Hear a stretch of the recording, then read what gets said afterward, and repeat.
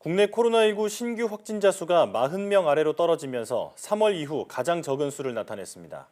하지만 집단 감염의 우려가 여전히 크고 완치 판정 뒤 재확진을 받은 사례도 잇따라 나오고 있어 위험 요소가 많은 상황인데요.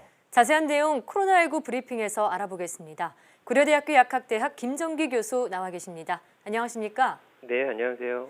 네, 이번 주 들어 계속해서 신규 확진자 수가 줄어드는 추세입니다. 여러 이유가 있겠지만 사회적 거리 두기가 효과를 내고 있다고 볼 수 있을까요?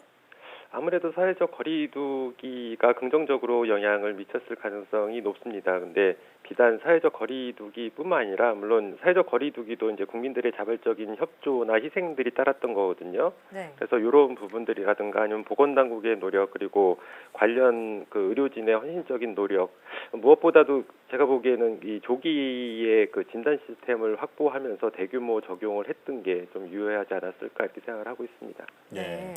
자, 이런 가운데 정부가 오는 19일까지 고강도 사회적 거리두기의 기간을 연장했습니다. 하지만 어느 시점부터는 서서히 일상생활로 돌아올 수 있도록 생활 방역 체계로 전환돼야 할 시점이 올 텐데요. 어떤 여건이 먼저 갖춰져야 할까요? 글쎄요, 일단 생활방역 체계로 전환을 하려면 지금의 확진자 수보다는 현저히 감소를 해야 할 것 같고요.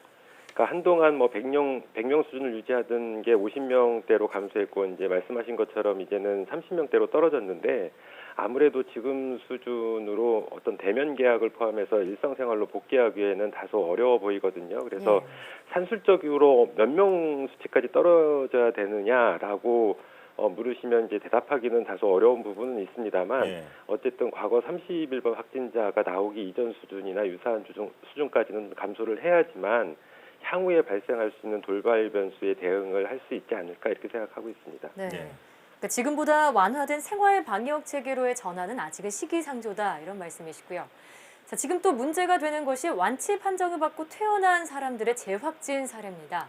경북에서는 얼마 전 80대 여성이 완치 판정 뒤 9일 만에 사망하기도 했는데요.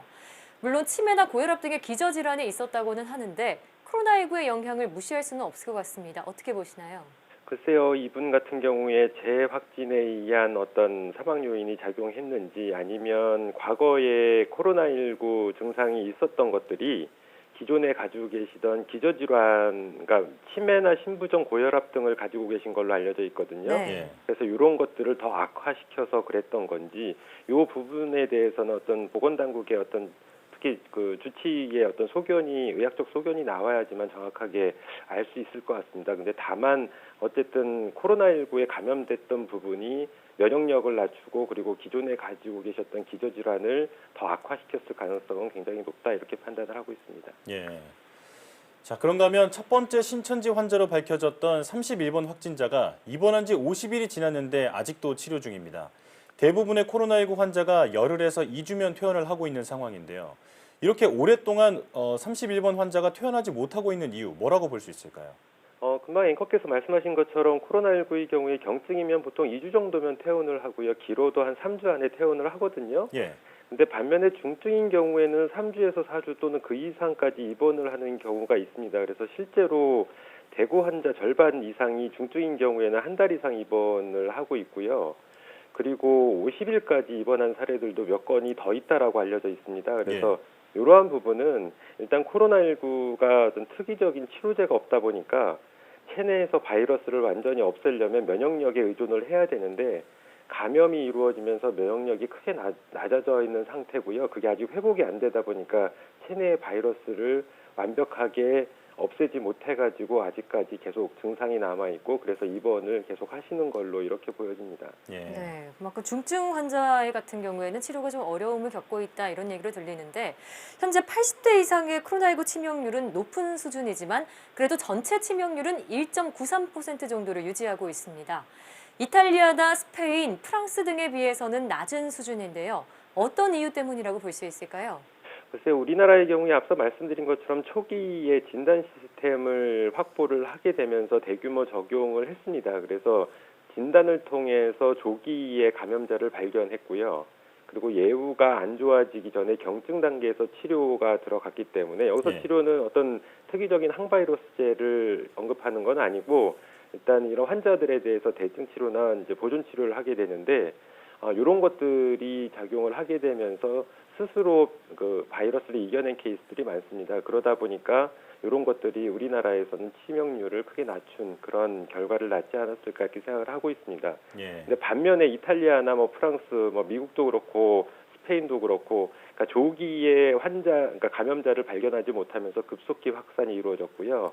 이런 것들이 실제로 현지에서 의료 시스템을 일정 부분 붕괴시키는 요인이 발생을 하게 되면서 심지어 중증 환자를 제대로 치료를 못하는 이런 상황 때문에 치명률이 높지 않나 이렇게 판단을 하고 있습니다. 네. 이 조기에 치료를 했던 조금 더 빠르게 치료를 했던 시점이 중요하다는 말씀이시고요. 자, 그런가 하면 또 병상이 많은 나라가 높은 완치율을 기록한다는 분석도 나오고 있습니다. 전문가 관점에서는 어떻게 보고 계신가요?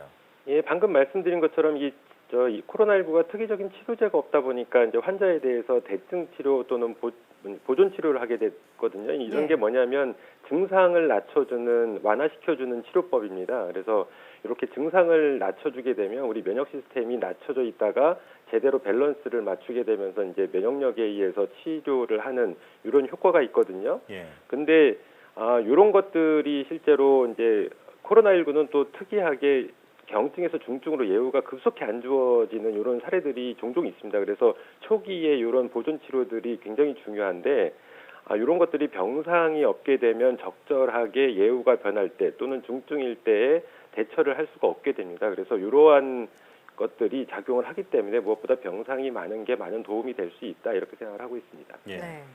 자, 그런가 하면 얼마 전 코로나19로 국내 첫 의료진 사망 소식이 들려왔는데요. 이처럼 코로나19 최전선에서 싸우고 있는 의료진들의 감염이 현재 3일 기준으로 240명이 넘은 상황입니다. 자칫하면 의료 공백이 우려되는 상황인데요. 어떤 대책이 필요하다고 보시는지요? 글쎄요, 지금 이 다수의 의료진 감염 같은 경우에는 기본적으로 과거에 이제 대구 경북에서 이제 확산이 크게 이루어졌을 때 발생한 요인들도 많이 작용을 했다라고 봅니다. 예. 그 당시에는 의료인들이 그러니까 보호장구들이 부족하게 되면서 적절한 보호장구를 착용을 못하는 케이스들도 많았다라고 알려지고 있거든요. 그래서 최소 레벨 D 이상의 적절한 보호장구의 충분한 지급이 필요할 거라고 생각을 하고 있고요. 그리고 보호장구가 지급이 되더라도 이제 물론 의료진이기 때문에 질병에 대한 지식이 누구보다도 많은 거는 맞지만 이 어떤 특정 감염병에 대한 지식은 또 그렇지 않을 수가 있거든요. 예. 그래서 이런 보호장구를 착용하거나 평소에 유지를 하는 데에 대한 어떤 SOP, 우리나라 말로 표준 조작 절차라고 하는데 이런 것들에 대한 교육도 필요하고요. 그리고 실제로 감염병하고 관련이 없는 다른 병원 내 의료진들의 감염을 막으려면 그 병원 내 집단 감염을 가능한 한 최소화하는 게 가장 중요하다 이렇게 생각을 하고 있습니다. 예. 좀 의료진에 대한 아낌없는 지원도 필요하다는 말씀이시고요. 자, 치료제가 없는 코로나19의 특성상 어느 정도 수습이 된다 해도 나중에 다시 대유행이 발생할 수 있다는 전망이 있습니다. 장기전의 가능성이 크다는 얘기인데 어떤 대책이 필요하다고 보십니까?